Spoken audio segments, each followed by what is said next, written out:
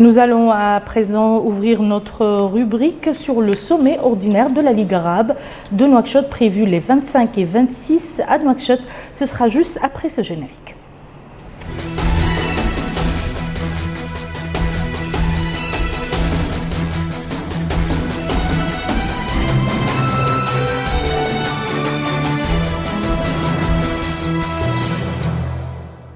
Plusieurs activités préparatoires du sommet ont eu lieu aujourd'hui, notamment l'entretien que le ministre secrétaire général de la présidence de la République a eu au Palais des Congrès avec le secrétaire général de la Ligue des États arabes, suivi d'une visite au centre de presse.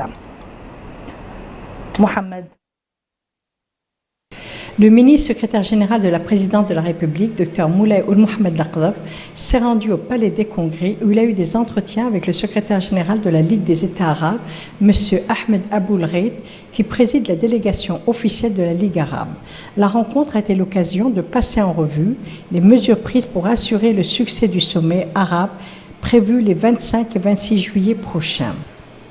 Au Palais des Congrès, le ministre secrétaire général de la présidence de la République a effectué une visite à la salle de presse située à côté de la salle où se tiendra l'ouverture officielle du sommet.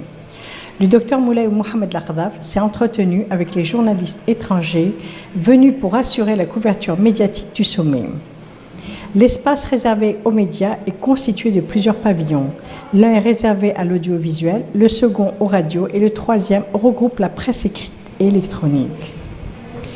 Le ministre secrétaire général de la présidence de la République a réitéré ses vœux de bienvenue aux invités de Nouakchott. معي الأمين عمنا نحن لمسنا عوامل النجاح منذ وطأنا أرض المطار وحقيقة الجمهورية الكريمة قامت بجهود كبيرة وثرة يعني فوجئنا فيها كصحفيين وهي تمت في معجزة في فترة وجيزة ماذا يمكن أن تكون للإعلام بهذا الإطار؟ ما فعلنا سنكون مقصرين بحقه.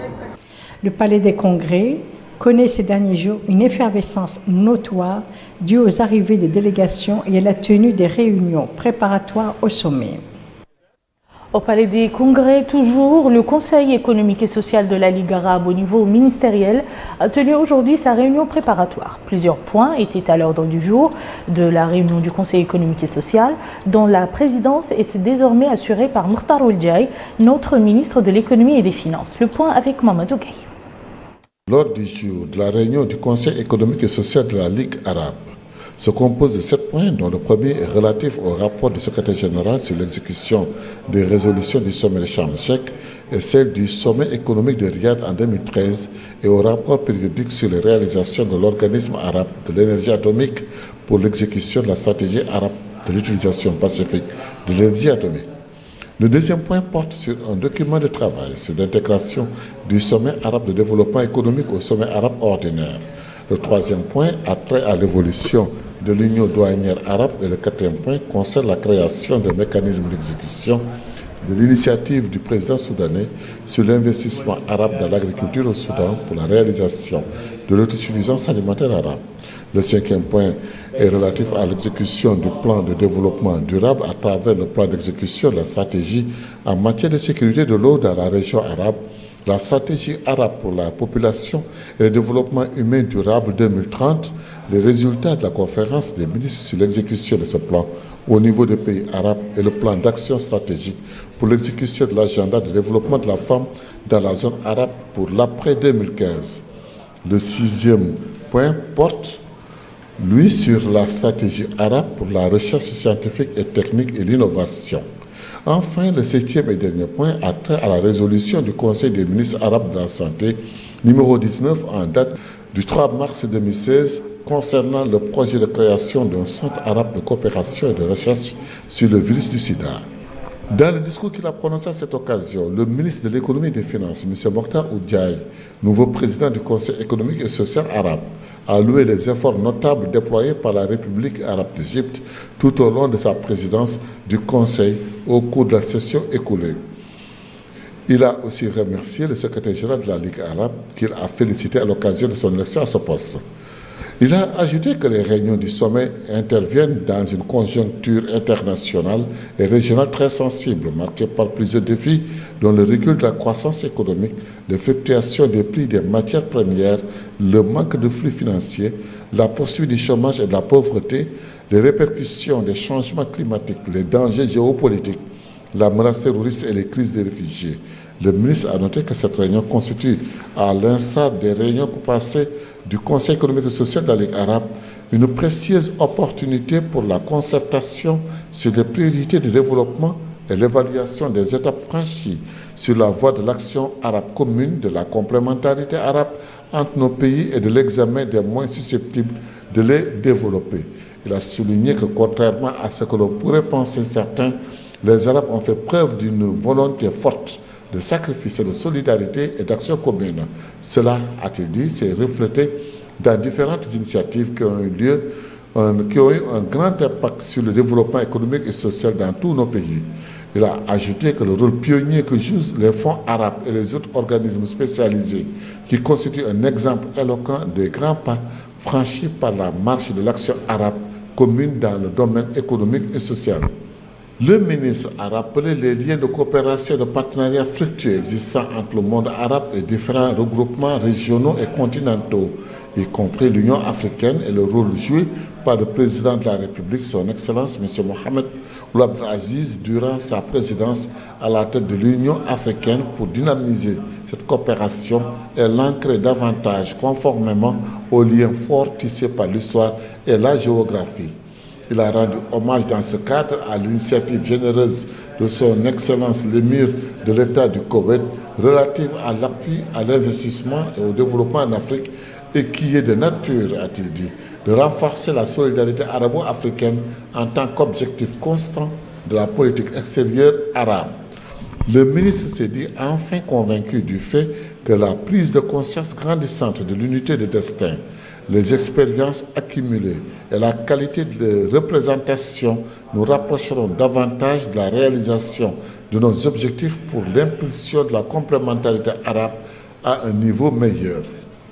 Dans son discours, le secrétaire général de la Ligue arabe a indiqué que la tenue du sommet de Nouakchott intervient à un moment où le monde arabe connaît de grands et profonds défis, dont notamment ceux liés à l'état de changement que connaît la région depuis le début des années 2011. Auparavant, M. Saïd Abdallah, secrétaire général du ministère égyptien du Commerce et de l'Industrie, président de la délégation de la République arabe d'Égypte aux réunions du Conseil économique et social arabe, avait prononcé un mot dans lequel il a indiqué que la réunion prouve l'attachement des pays arabes à leur nouvelle vision de l'action arabe commune qui axe sur les opportunités, les défis et les changements économiques dans notre monde arabe, contribuant ainsi à la réalisation des objectifs des sommets économiques arabes, notamment les projets et les stratégies issus du sommet de Sharm el-Sheikh et des précédents sommets dans les volets économiques et sociaux.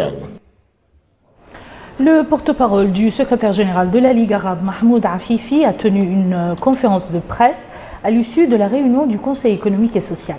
Il a précisé que 12 projets de résolution de portée économique et sociale ont été adoptés et que les ministres ont discuté d'un certain nombre de questions prioritaires pour le monde arabe portant sur 3 axes. Le premier sur les rapports du secrétaire général relatifs aux étapes franchies dans l'exécution des résolutions et des projets de résolution adoptés par le sommet Sharm el-Sheikh en 2015 et en 2013 à Riyad.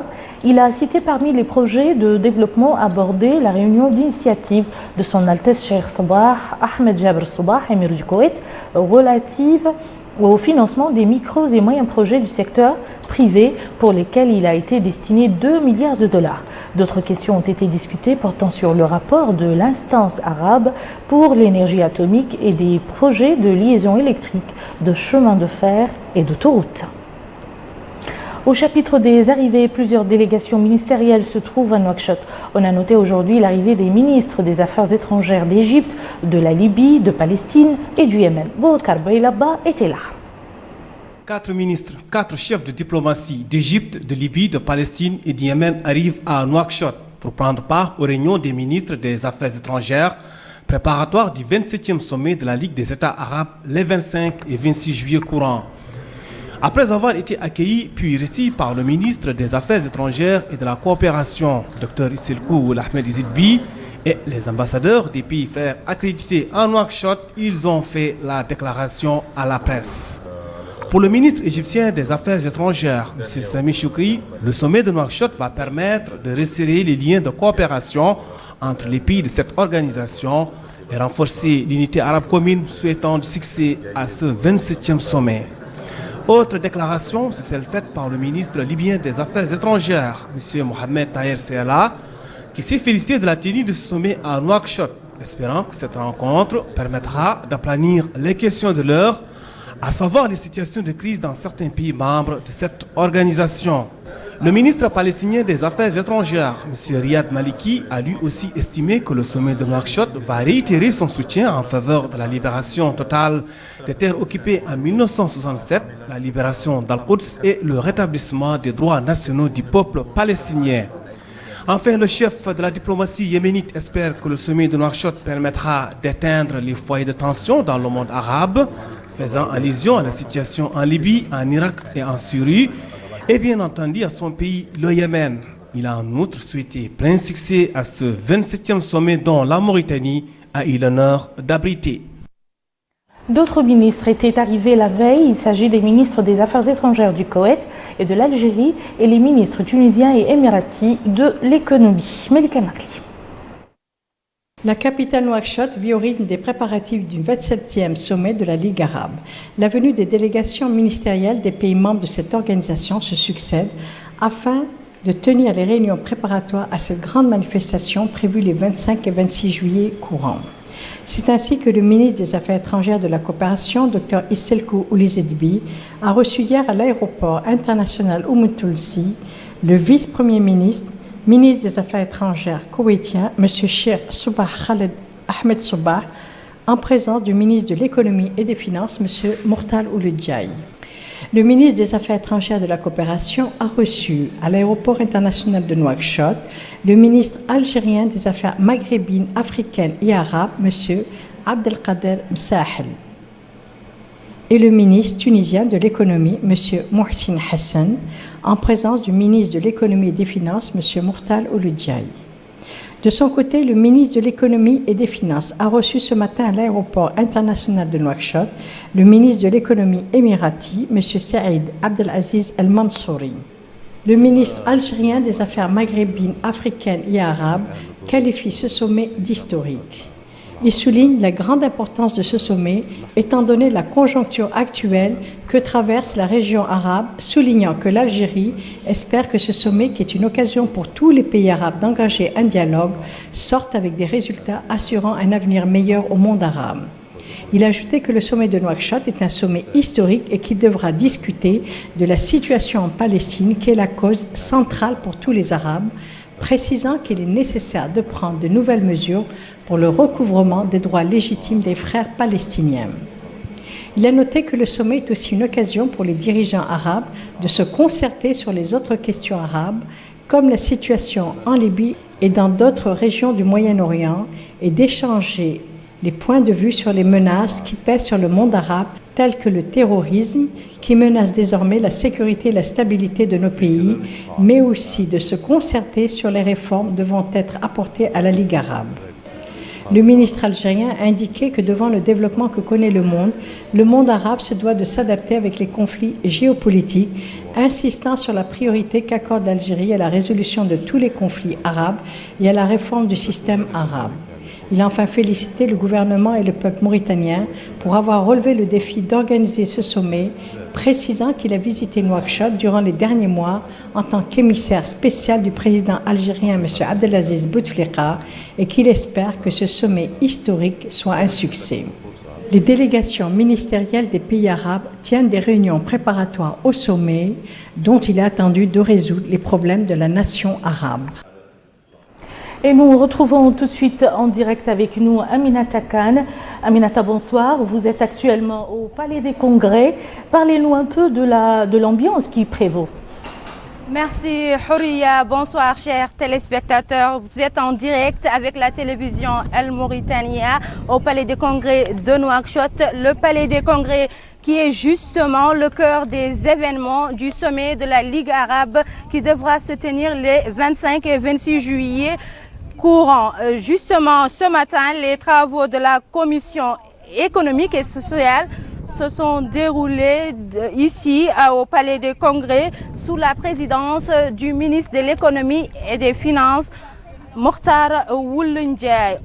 Le ministre secrétaire général du gouvernement a également eu des entretiens avec des ministres qui devront participer au sommet de la Ligue arabe à Nouakchott. Alors, le centre de presse a été visité par le ministre secrétaire général du gouvernement, Dr Moulay Ould Mohamed Laqdaf. Ce centre de presse qui est salué par nos hôtes arabes et internationaux, qui sont nos confrères venus couvrir l'événement international qui devra se dérouler à Nouakchott du 25 au 26 juillet prochain. Alors, le ministère de la Santé, pour parer à toute éventualité, a déployé les mesures et les moyens nécessaires pour sécuriser la ville de Nouakchott. Idem pour le ministère de l'Équipement et des Transports qui a procédé depuis plusieurs mois au revêtement des goudrons, à l'extension des goudrons. Ici, au Palais des Congrès, une ambiance toute particulière prévaut ici, Houria. C'était tout ce que j'avais pour vous ce soir. Je repasse l'antenne à Houria et merci et bonsoir. Merci beaucoup Aminata. Je rappelle que vous étiez en direct avec nous à partir du Palais des Congrès. Justement, vous venez de parler de la santé et afin donc de parer à toute éventualité, vous venez de le dire, le département de la santé a pris toutes les dispositions nécessaires au niveau des différentes structures de la capitale. Salim Mejbour Salim a enquêté sur les mesures prises au niveau sanitaire. Les préparatifs du 20e sommet de la Ligue arabe à Nouakchott, c'est aussi le volet santé avec les dispositions prises dans ce cadre. C'est ainsi qu'un centre d'appel a été ouvert dans les locaux de l'ancienne direction des investissements du ministère de la Santé. Un centre avec un numéro vert 101 donnant accès à tous les opérateurs nationaux et gratuitement. Le centre a une capacité d'accueil de 30 appels simultanément. Les structures en relation avec la tenue du sommet de Nouakchott sont également opérationnelles à l'aéroport international Montonsi de Nouakchott. 8 infirmiers et 4 médecins assureront ainsi une permanence continue durant toute la durée du sommet. Le poste se compose de différentes salles de consultation et de soins. Idem pour l'hôpital militaire de Nouakchott où des pavillons entiers dotés d'équipements ultramodernes sont affectés aux besoins éventuels des participants au sommet de Nouakchott en termes de consultation, soins et assistance médicale. Des équipes ont été constituées pour répondre aux sollicitations des délégués et chefs de délégation prenant part à la 27e conférence au sommet des chefs d'État membres de la Ligue arabe. Mobilisation également des moyens de la direction de la protection civile avec ses engins anti-incendie et ses hommes. Ces images illustrent leur disponibilité à intervenir en cas d'urgence. Même engagement au centre hospitalier national où des salles équipées ont été aménagées en vue d'apporter assistance aux éventuels patients. Autre département impliqué dans les préparatifs de ce sommet, celui de l'équipement et des transports. Il s'est très tôt attelé à la réfection et à l'extension de la voirie de Nouakchott, qui a désormais l'allure d'une véritable capitale. Mohamed Lemil Bakar. Les préparatifs du 27e sommet de la Ligue arabe à Nouakchott ont particulièrement profité à la voirie de la capitale. 40 km de routes ont été pour l'occasion construites ou réfectionnées. Résultat, Nouakchott offre désormais aux automobilistes des avenues spacieuses sur lesquelles il est aisé de rouler sur 4 sens. Mieux, ces nouvelles avenues sont bordées de trottoirs permettant aux piétons de circuler en toute sécurité ainsi que des espaces pour le stationnement. Ces réalisations accomplies en un laps de temps et qui ont contribué à donner une belle image de la capitale méritent d'être utilisées à bon escient. Mohamed Ould, directeur de la sécurité routière au ministère de l'Équipement et des Transports, a indiqué qu'à l'occasion du 27e sommet de la Ligue arabe à Nouakchott, Un certain nombre de mesures ont été prises par les autorités. Parmi celles-ci, a-t-il dit, l'extension des routes, le renforcement de l'éclairage public sur les avenues, la réalisation de trottoirs et d'espaces de stationnement. Tout cela en vue, dit-il, d'assurer la fluidité de la circulation, particulièrement durant ces jours. Il a exhorté les usagers à respecter le code de la route en évitant de stationner sur le trottoir ou sur la chaussée. Ces réalisations ont tout de même donné à Nouakchott l'allure d'une véritable capitale. Si cet effort reste soutenu et surtout conservé, notre jeune capitale comptera sous peu d'années parmi les capitales les plus belles au monde. Le centre de presse continue d'être apprécié par nos confrères de la presse arabe et internationale qui se trouvent à Nouakchott dans le cadre de la couverture du sommet de la Ligue arabe. Melika Narli a recueilli leurs impressions. M. Abderrahim Suleiman, directeur général des radios des pays arabes, souligne que cela fait plus de 16 ans qu'il couvre les sommets de la Ligue arabe et dit-il, je peux vous dire que le pari relevé par la Mauritanie, organiser un tel événement en si peu de temps est à saluer. J'avais, dit-il, quelques craintes et je suis particulièrement heureux de pouvoir vous assurer que le centre de presse est au top de ce qui se fait de mieux, ce qui permettra d'effectuer une couverture médiatique excellente. Quant à Mme Wahiba Oumari, journaliste à la télévision algérienne, elle déclare que c'est la première fois qu'elle vient en Mauritanie et qu'elle est agréablement surprise que la Mauritanie ait pu, en un temps record, réaliser ce qui a été effectué pour un sommet de cette importance, ce qui demande des moyens et une enveloppe financière conséquente. Avec toute la pression due aux préparatifs, il a été mis en place un centre de presse opérationnel avec tous les équipements nécessaires, qu'il s'agisse de l'Internet, du montage, de l'envoi par satellite. Nous remercions vivement à cet effet nos frères mauritaniens. De son côté, M. Abdallahi Rachid El Hajari, journaliste omanais, déclare être réellement très heureux de se retrouver dans ce pays frère où, dit-il, nous avons été reçus avec une grande hospitalité et une générosité. Ce qui est remarquable au niveau du centre de presse, c'est qu'il offre tous les équipements nécessaires à une couverture médiatique excellente. Madame Suzanne Atif, responsable des affaires arabes dans l'organe de presse Massar el-Youm, souligne que la population mauritanienne souhaite le succès de ce sommet et à cet effet a déployé des efforts immenses pour assurer la réussite de ce sommet dont les préparatifs ont été effectués en peu de temps, 3 mois. Venons-en maintenant à notre rubrique consacrée à la présentation des États membres de la Ligue arabe. Abderrahman Hamad nous présente ce soir la carte postale de l'Algérie.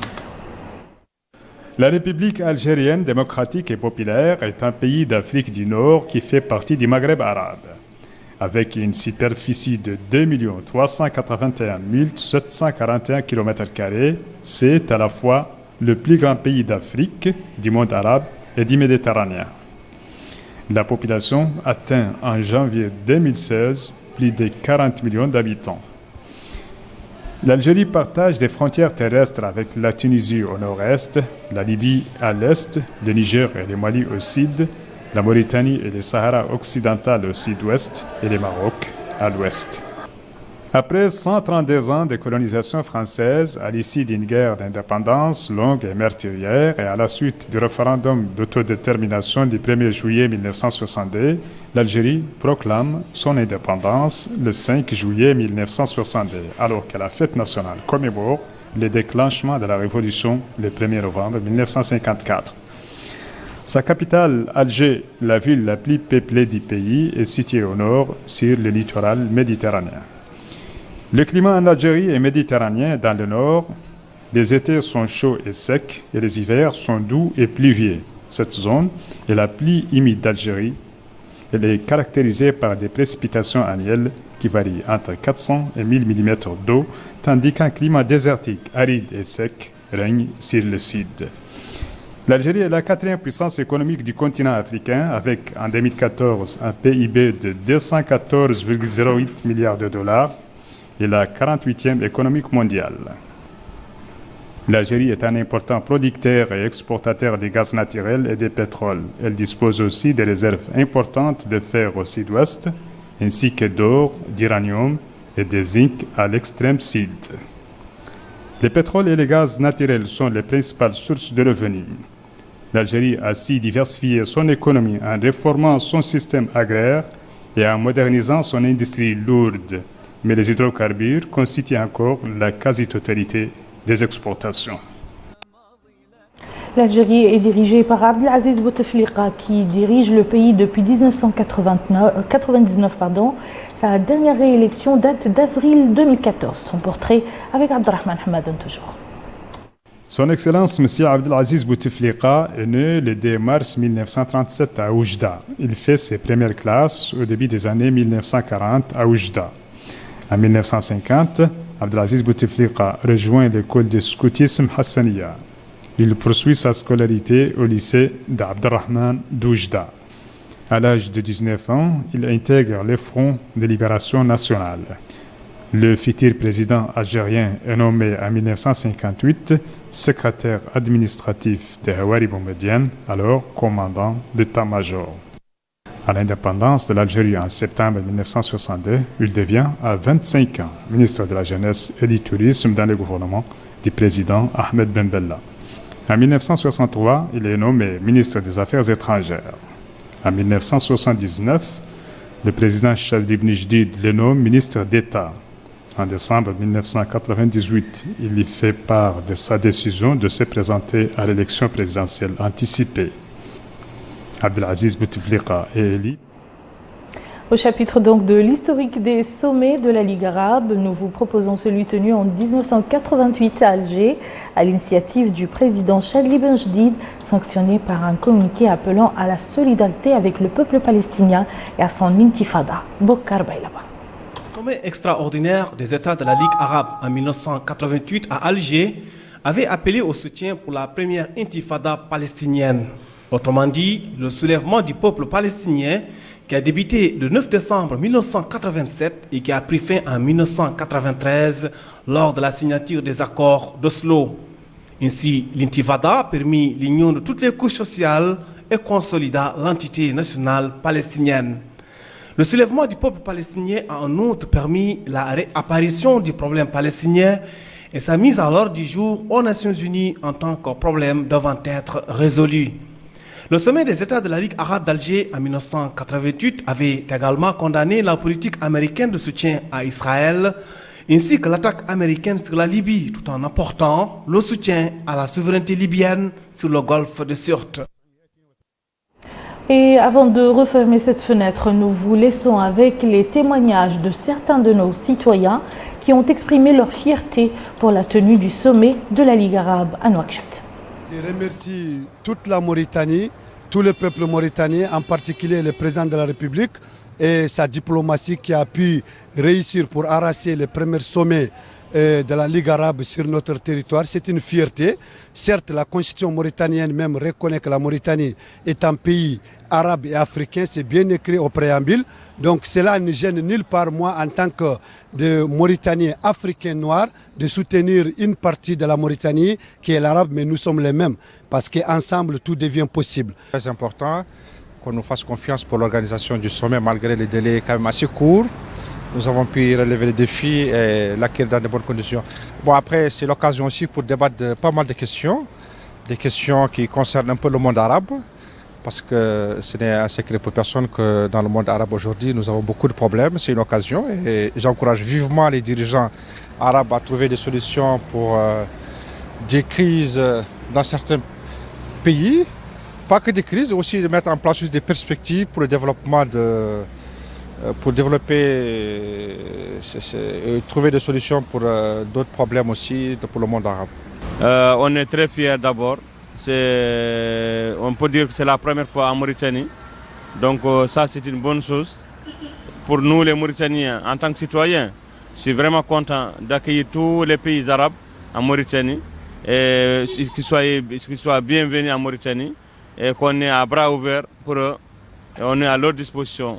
Dans tous les côtés, côté sécurité, côté d'accueil, soyez les bienvenus en Mauritanie. Je pense que le sommet de la Ligue arabe va bénéficier à tout le pays et c'est dans notre devoir de contribuer à ce succès avec tout ce qui est dans notre possible, c'est-à-dire même si c'est en nettoyant les ordures ou en essayant de faire le maximum possible. Je les félicite, surtout le président, de tous les efforts qu'il a fait dans ces mois pour faire ces routes en 2 mois pour accueillir les sommets arabes, tous les présidents d'Arabes, tous les Émirats d'Arabes qui vont venir ici, que je demande les citoyens n'a qu'à soutenir le président qui a vraiment fait ses efforts en 2 mois, que notre ville est devenue très bien, très propre et les routes sont devenues très larges, la lumière et tout. Donc on les salue très bien, il faut les soutenir. Et voilà, nous passons à l'actualité nationale marquée hier à Tar par la sortie de la 32e promotion d'élèves officiers de l'école militaire interarmes EMIA.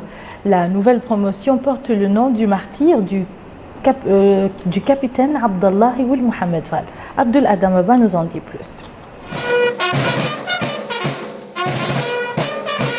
C'est sur fond de la musique principale des forces armées qu'a débuté cette cérémonie de sortie de promotion de 59 élèves officiers, dont des Nigériens et des Maliens. Cette 32e promotion d'élèves officiers d'actifs de l'école militaire interarmée d'Atar porte le nom du martyr feu le capitaine Abdallah Ould Mohamed Fall. Les réalisations effectuées afin d'offrir une formation à la hauteur ainsi que le comportement des soldats mauritaniens présents dans des théâtres d'opération à l'étranger ont été énoncées. Cette restructuration a permis une amélioration constante des équipements, un renforcement méthodique et planifié des capacités opérationnelles et de mobilité, mais aussi et surtout une amélioration de nos écoles ainsi que de la qualité de nos enseignements. C'est l'occasion pour moi de féliciter l'état-major général des armées et les différents commandements des écoles pour les efforts énormes consentis pour assurer une formation de qualité et un entraînement des meilleurs, ayant déjà produit ses effets, parce que vous avez tous certainement entendu les bonnes nouvelles qui nous viennent de nos soldats qui sont dans le contingent des Nations Unies en Centrafrique ou en Côte d'Ivoire. Le directeur de l'EMIA, le colonel Mokhtar Ould Bolle Ould Chaban, a indiqué que le développement qualitatif des méthodes d'enseignement de l'école qu'il dirige a été à l'origine de la consécration de cette école, qui, dit-il, est devenue un pôle militaire pédagogique d'excellence. Ce qui, poursuit-il, a permis d'accueillir des stagiaires d'États frères et amis comme le Niger et le Mali. Cette cérémonie qui s'est déroulée en présence du chef d'état-major adjoint des forces armées, le général de division Hanana Ould Sidi, a été marquée par des remises de galons aux élèves officiers sortant de cette école. Cette remise de galons a été suivie par des parades militaires. Feu le capitaine Abdallah Ould Mohamed Fall, qui porte le nom de cette promotion, a été honoré à titre posthume. À la fin de cette cérémonie, une fête a été organisée dans la soirée pour marquer la fin de la formation pour la 32e promotion d'élèves officiers d'actifs. Ici à Nouakchott, le ministre de la Santé, professeur Khan Boubacar, a décoré aujourd'hui les 27 membres d'une mission médicale chinoise au terme de son séjour dans notre pays. Le chef de la mission a été décoré de l'Ordre national de reconnaissance, tandis que les autres membres de la mission ont reçu les médailles d'honneur des premières, deuxième et troisième classes.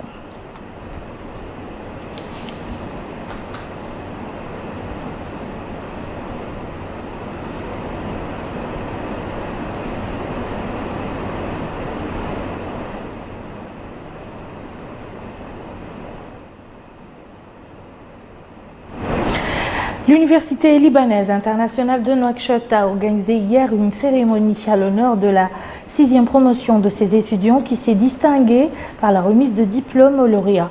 Dans une allocution qu'il a prononcée à cette occasion, le ministre de l'Enseignement supérieur et de la Recherche scientifique, Dr Sidi Ould Salem, a mis en exergue l'importance de cet événement qui constitue le couronnement d'une année universitaire caractérisée par l'effort et l'abnégation ainsi que par la distinction des étudiants lauréats. Dans son intervention, le président fondateur de l'université libanaise international, Abdelrahim Mourad, a indiqué que savoir est un choix sans pareil et un moyen indispensable pour rejoindre le train de la modernité. Il a aussi ajouté que l'humanité se dirige en raison des contraintes technologiques vers l'enseignement et la formation des étudiants sur des fonctions qui n'existent pas encore, mais qu'elle anticipe en raison de la rapidité du développement des communications et des sciences, a-t-il conclu. Enfin, le Centre d'information, de sensibilisation et de documentation relevant du commissariat aux droits de l'homme et à l'action humanitaire a organisé hier soir en collaboration avec le Club pour la préservation de la cohésion sociale un colloque sous le thème « Les dangers de l'extrémisme et du terrorisme, les significations et les répercussions ». Dans un mot prononcé pour la circonstance, le commissaire aux droits de l'homme et à l'action humanitaire, Cheikh Touradoul Abdelmalik, a indiqué que l'organisation de ce colloque s'inscrit dans le cadre des objectifs visés par le centre, à savoir propager la culture de tolérance et des droits de l'homme et lutter contre l'extrémisme et la division au sein de toutes les couches sociales, dans le but de faire face aux comportements étrangers, à nos valeurs et à notre patrimoine civilisationnel. À leur tête l'extrémisme et le terrorisme. Il a ajouté que l'approche nationale de lutte contre le terrorisme et l'extrémisme adoptée par notre pays sur orientation du président de la République Mohamed El Abdelaziz est considérée comme l'une des meilleures approches suivies pour faire face à ces phénomènes, car se basant sur une dualité, celle du dialogue et de la fermeté. Et voilà qui met fin à ce journal. Tout de suite, un rappel des titres. Le Conseil économique et social de la Ligue arabe passe en revue les projets de résolution à soumettre au sommet des dirigeants arabes.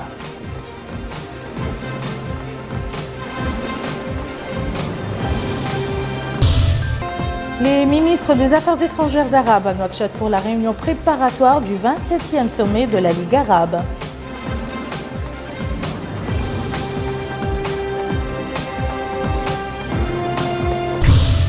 Le ministre de la Défense nationale supervise la sortie de la 32e promotion d'officiers actifs de l'Elia Datar. Merci Madame, Monsieur de nous avoir suivis. Passez un excellent week-end et à très bientôt.